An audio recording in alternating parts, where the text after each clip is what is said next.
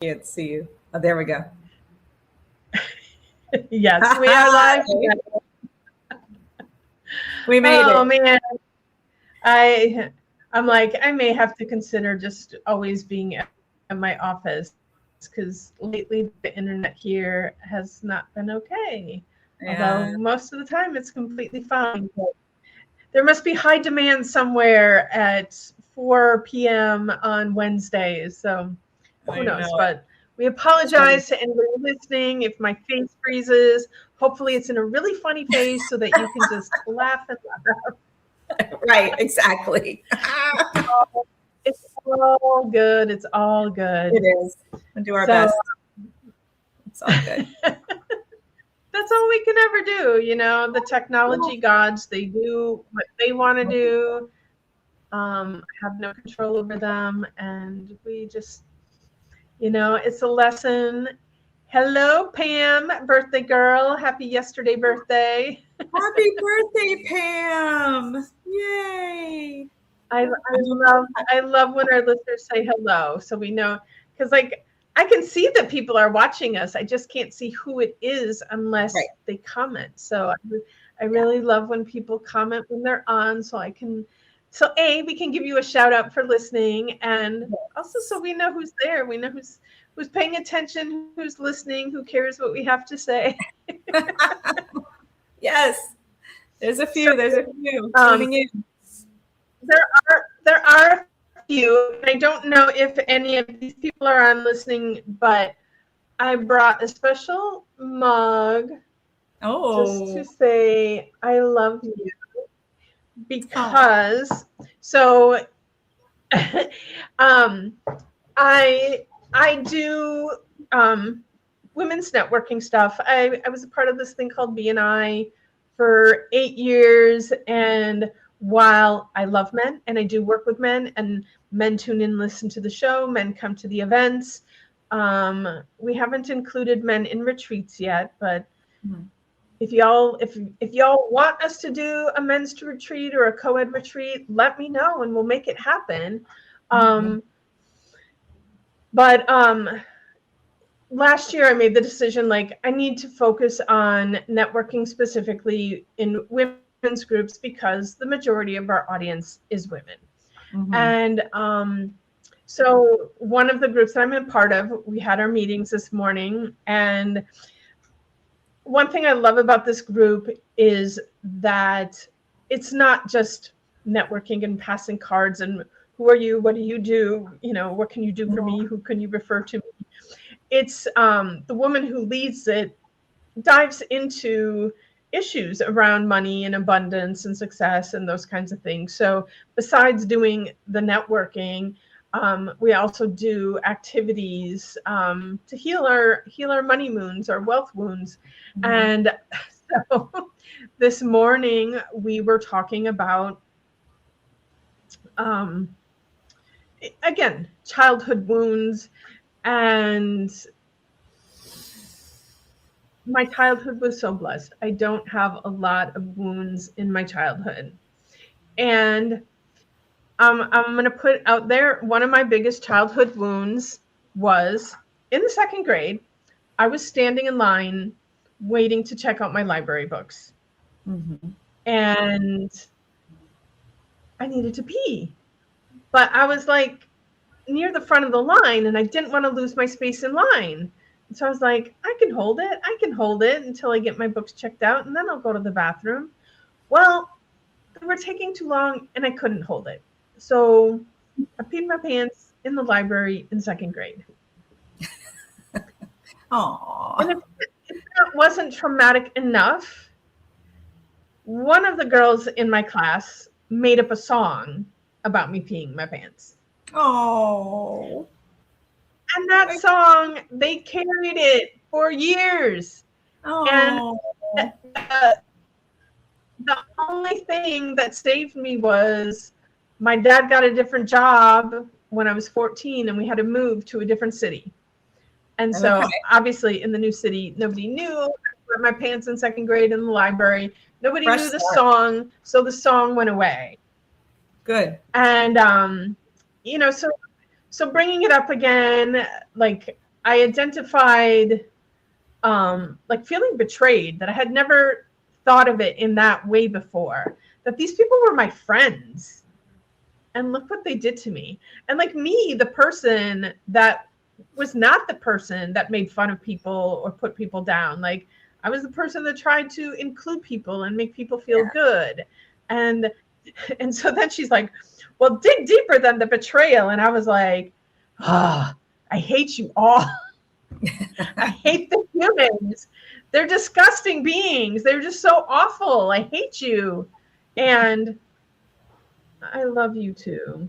Like, I do love humans and I hate you at the same time. It's a both. It's a both. It's a both. You love that both. And I love when you use it, because you can hold both at the same time and then walk through life holding both. And that's been a theme for me this week. But can I just show you my mug, since we both have words on ours? So mine says, no matter how hard life gets, at least you don't have ugly children. Who gave that to you? Who gave that to me, Gianna? So thank you, daughter. I'm using your mug. And she's part of my, the topic today fits so perfectly with her and this. And so, you know, it was organic because I grabbed it and I went, perfect, you know how that goes. So, hey, I've been dealing with my childhood wounds for a long, long time. Not to get too, but, you know, I'm doing it again today, actually. I've got the abandonment issue. I won't get into my whole story, so we can get into the grounding that we're going to talk about. But the things that we do in spiritual community surely help with my wounds, because from time to time, I do need to recognize them and realize, okay, what am I going to do? How am I going to act? How am I going to react? God bless, God bless, God bless. Yeah, you good? So, you know. I muted myself so nobody had to listen to it, but as I'm coughing over here, everything's fine. Just a little cow tickle in the back of my throat. But yeah, I think that's important for people to understand, that like healing these wounds is an ongoing process. It's not like you just one and done and it's all good. Like, and sometimes it's recognizing like the layers of it. Like, you know, yeah, that sucked. And probably the first layer of it was that I was embarrassed, you know. Like, I got know my embarrassment aspect of it. But then, you know, seeing that betrayal layer that I hadn't really acknowledged before, like, I know that's clearing out more of it. And so everything does have layers. And even when you think that you've cleared something out, it comes back again. Look at a different layer of it or a different perspective of it. You know, there's always something more, and honor that and be okay with that. Like it's not a straight road. It's not, there's no like finish line either. So you just go with it and appreciate each lesson that comes along the way. Yes. Yep. You may get triggered and you think the trigger's gone. You're like, where did that come from? I thought I was done with this 10 years ago. And man, I had my share of therapy and share of working things through. And then, you know, you fast forward a few years later and you think you've dealt with everything and something triggers you you know, but the more conscious you become of your wounds and your past and, you know, how you have gotten to this point, you deal with it differently. And that's the key of acknowledging that you are growing, you are working on it. It's not just because it's there still. It's because now you know how you've grown from year 20 years old, whatever, to year 40 or 50. Much better, much better. It's still there, but you can work with it. And you really have compassion for people that have the same thing going on. So, I mean, we could always offer that too, because from that older person experiential way.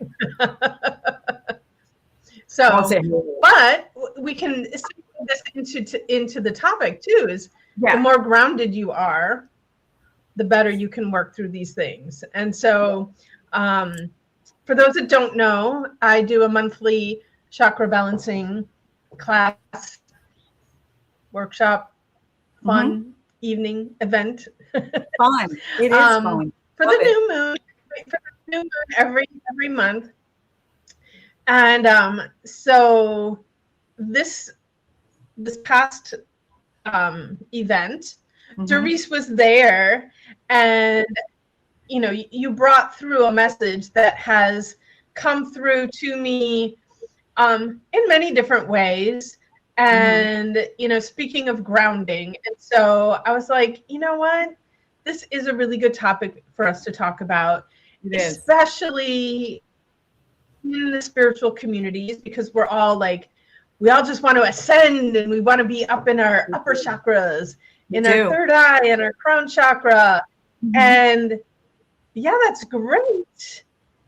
And you got this message was that Saturday? Yeah, right? Saturday morning. Yes. It was Saturday. Yep. Saturday morning. And Pam was there. Thank you for thinking. It was phenomenal. I really profoundly got this message during a breathwork session.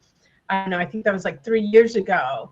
But and what was interesting for me is that people always perceive me as grounded. I feel myself that I'm grounded. And so it was never really a focus for me to think about grounding. And then, the message came in, like, you want to go higher, and it's great that you're grounded, but the more you ground, the higher you can go. And so the only way for you to go higher is to ground more. And there's always, like, no one is ever 100% fully perfectly grounded. There's always the ability to do more, do better, do whatever. Yes. So yes. So I think that's important for people. Was there any nuance to that in what you received this weekend that I didn't share? No, yeah, there definitely. Thank you for sharing. You had the same message, because you did say that once I was talking about my message. And I love that you had us pull one of the beautiful stones that you brought. So you brought some of your collection so we could really have a nice chunk with us, working with the stones while you taught us about all the chakras. So and it's not inadvertently and it's not unconsciously. I mean, I was guided actually to pick up the fire agate, which is a grounding stone. And, so that supported this deep dive into grounding, and then picking a card. So you had all your chakra cards that are out, and we got to pick a card, which is also fun. And then, of course, hammers it home for what I have to deal with, right? Forgiveness was, the message.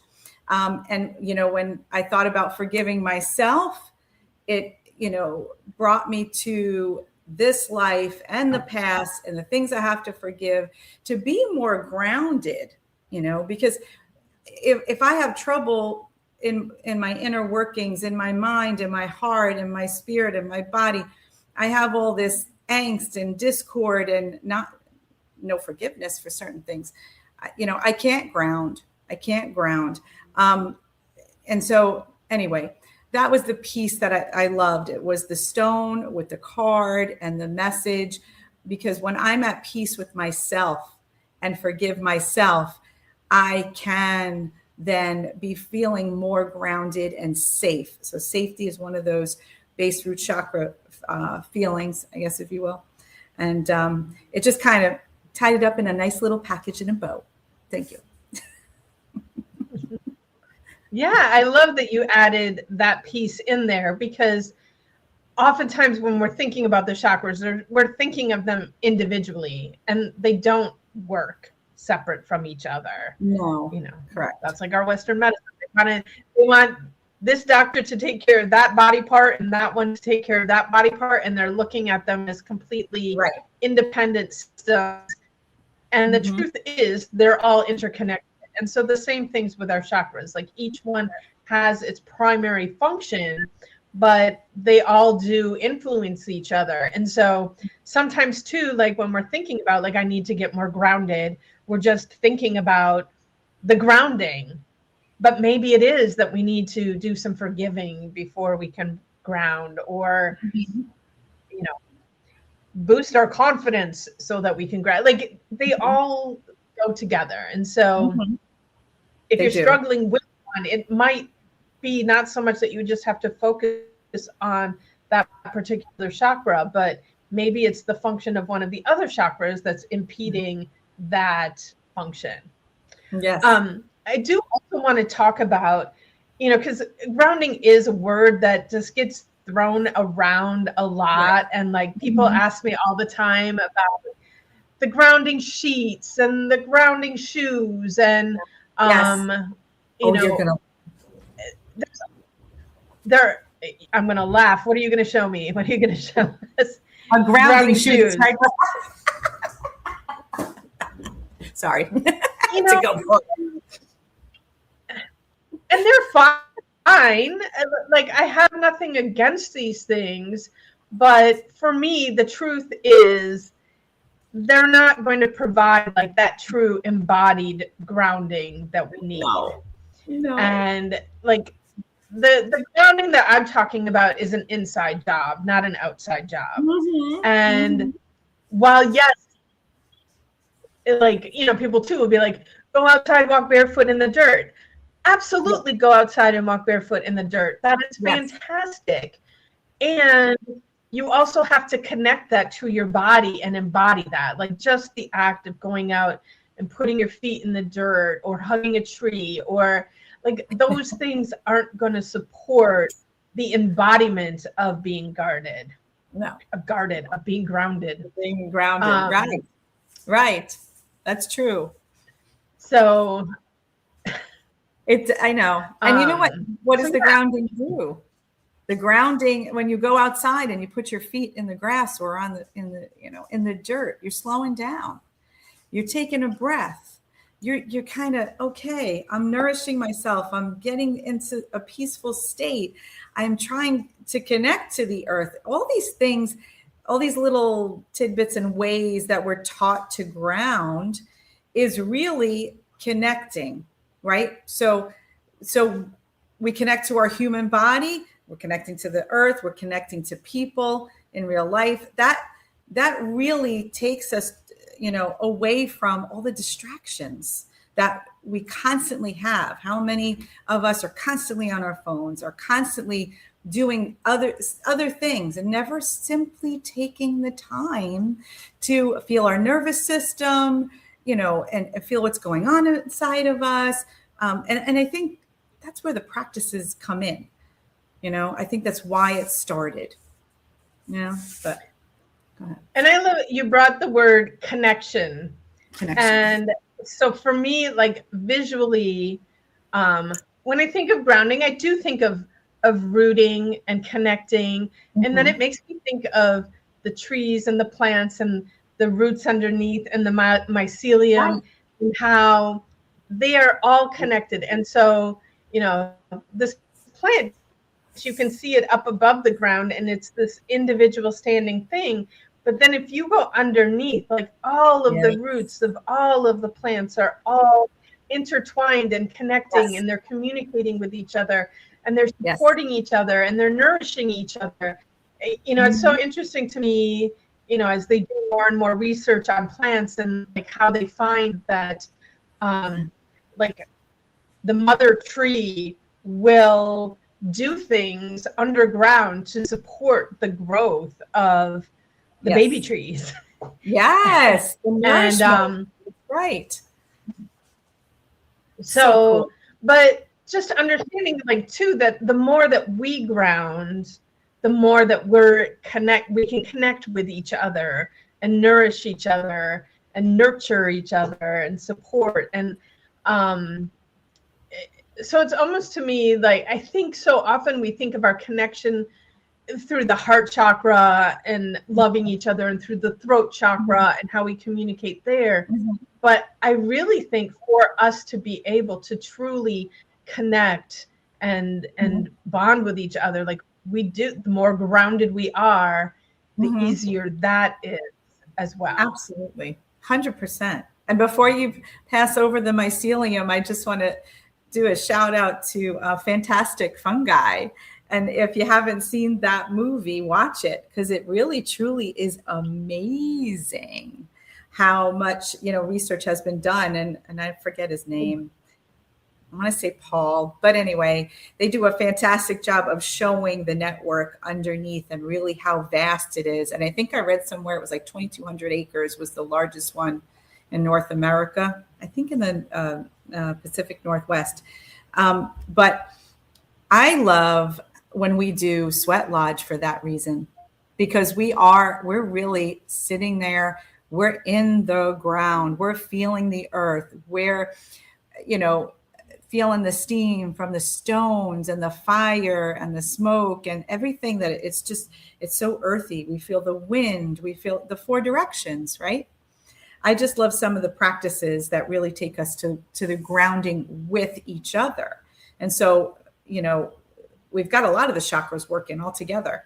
We've got the grounding, the root chakra. We've got the creativity of our singing, the voice, our communication, because we speak and we pray, and our heart, it is heart-centered, what we say. So, and as we're taking care of the lower chakras, it's like, okay, the upper chakras are reaching up for ascension. It happens so much easier.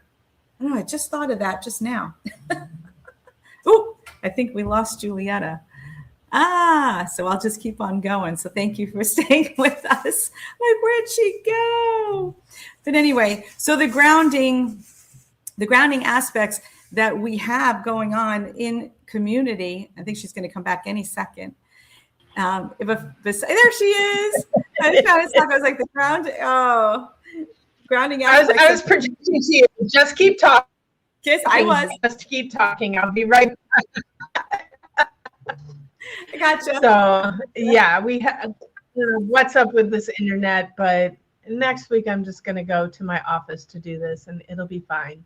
Okay. But okay. Yeah, I do love that you talking about the Sweat Lodge is such a beautiful place, like, because we are sitting on the earth, and there is something so grounding about that experience. But it is a prayer ceremony, and so it is also about the upper chakra. And so of course it's easier in there when we're doing that, connecting, grounding with the elements and connecting with source, creator, God, whatever word terminology works for you. But so just for our audience, like, we've mentioned a bunch of them, but I think it's nice to share, because some people, like, the thought of grounding is new to them. And so what are some of your favorite practices to support you in being grounded? So I mentioned one just now. I love Sweat Lodge, and I love grounding in Sweat Lodge. I love grounding when we're in our community circles like we just did. I mean, I felt grounded as I was working through with your chakra balancing class and the meditation, the guided meditation. I was going down as much as I was going up and trying to connect, all the chakras. So, because I do want to spend time in the ascension world, and I think I said it that day, but I don't want to spiritually bypass anything, because I want to keep the human experience as this grounded way or state of being in the world. And when I feel like I'm doing that, love and light to everybody, because that's what I want to do, and unity and this and that. And I could preach that till I'm blue in the face. But what's funny is and I just thought of it now, I'm like, one of the grounding techniques that I have is being with my family, especially with my kids, like my daughter, because some of the people that are very grounded, and you are grounded too, Julietta, by the way, but you can go in either direction, so I can have fun with you in either direction. But when when I'm with my family, there is a lot of grounded experience just through relationship. And, I think about people going into that spiritual bypassing and ascending and having visions and doing psychedelics, and they're channeling and doing the kundalini, all the fun stuff I want to do. But then my daughter will say something and boom, I am grounded in a moment. Because I'll say something in a conversation and, I'll say, oh yeah, I got that hit. She knows I mean psychic hit. She goes, what are you talking about? I said it, but, and I was like, all right, forget it. But like saying, okay, before you said that, I was thinking, because what came to me was, but I don't go there. I just let it be. And I'm like, get a hold of yourself. This is not the conversation for this moment. And so every time I have a conversation like that, I go, bring it back down to the ground. But, in essence, I do have a little bit of, grounding practice. If I do any meditation, I'm on the ground. If I go outside, I want to sit and feel the grass. I don't put my shoes on. Those grounding shoes were kind of a joke because they're really stupidly expensive. Just go out in your bare feet. So anyway, I do go out in my bare feet. I do sit in the grass, and, I do try to connect and just be quiet and listen. One of my favorite things to do is to listen to the birds sing. So, that I would say out of a practice that happens regularly, that would be it. I want to ask you the same question. Yes, so all great. And my number one thing is always breath. Like when I need to ground, I breathe deep. I breathe into that root chakra at the base of your spine. Just some nice deep breaths there. That's like my go-to, like my rescue me everything. Yeah. Just take a breath. Take a breath. Yeah. Be present. And then of course, like crystals are my jam. I'm always wearing crystals and gemstones, working with them, creating with them. And because they are Mother Earth. And so part of the reason that we were doing all of this grounding work at this last class was that it was the Taurus new moon, which is a very earthy, grounded new moon. And so I'm like, yeah, let's really connect into this earth grounded space for it. So yes, crystals are definitely there for me. Obviously meditation, and there's so many, there's so much judgment and dogma and all this kind of crap around meditation. Meditation can look like whatever it looks like and feels like best for you. There's a million different ways to do it. When someone tells you my way is the only way, my way is the best way, it might be the only way and the best way for them, but it's not the only way and the best way. And so if you have these ideas about meditation and you're like, no, sitting quiet for, an hour, that's not for me. Well, no, you can even just sit quiet for 2 minutes, or you can sit and listen to meditative music for 2 minutes, or you can pull up a guided meditation on YouTube or Insight Timer or any other cajillion places that you can find recorded meditations. And there are some on our channel here that I've made for you that you can check out. But there's so many different ways of doing this, and that's why I wanted you to share some of your ways. And even what we're listing here, there's other things that I know that I do that I haven't put out there and shared right now. Yes, being out in nature, and I am totally a barefoot girl. Although my fully mulched lawn sometimes is not super friendly to my bare feet, but but I do like my feet in the dirt. I do too. And so there's lots of ways to do this. So Pam is sharing with us. She loves to take a hot bath in Epsom salt, baking soda, and essential oil while listening to beautiful music and affirmations and mantras. I love it. Love it. Right? I love it. I mean, my only thing I will say, I would love a bath if they made a bathtub long enough, deep enough, because I get in a bath and Yeah. Always half of my body. If my legs are in the water, my body's out of the water. If my body's in the water, my legs are out of the water. So I got you. one day I'll have a home with one of those giant deep tubs, and maybe then I'll enjoy it. But hot tub. Pam, thank you for that. I love it. And I have to say, because I missed this one. This is my most important every single morning meditation, is a singing meditation. I didn't realize this, but years ago, and Matthew, I'll give him props for this one. I'm like, I can't sit still. I can't meditate. I can't do what you do. I can't sit there for 15, 20 minutes, be still. And lo and behold, he would hear me every morning. I'm singing and toning with this music. And it's always, prayerful, spiritual music. So I'm like, oh, I have a singing meditation. And I listen. Everything is all about the listening for me. So if I hear the tones, the vibrations, the frequencies that are coming through, that is my favorite meditation. And I didn't even realize that was one, right? Until somebody kind of said, hello, that's what you're doing every morning. Yes. So, but anyway, that's that. I feel like we've grounded out this grounded topic here. We're all grounded. But we'd love to hear from you. Like, do you have a method to work on grounding that we didn't bring up today that you want to share with people? Put that in the comments or send it to us. If you are curious and want to learn more about the chakras and the root chakra and how to connect to that and ground, I would love to have you in one of my classes. The next new moon will be the next one.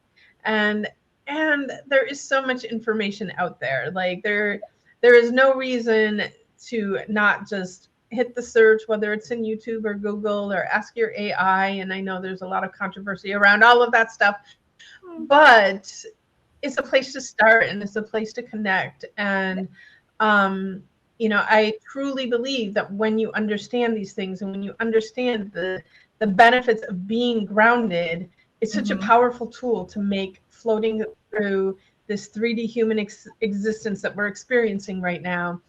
It makes it much easier. Yes. So, yes. Give it a try. Check it out. So many benefits. So many health benefits. Yes, please do. Dive in. See how it feels. Because we all want health and well-being for everybody. Absolutely. Yes. So, all right. With that, I'm going to wish everybody a magical day. Okay. Ciao for now.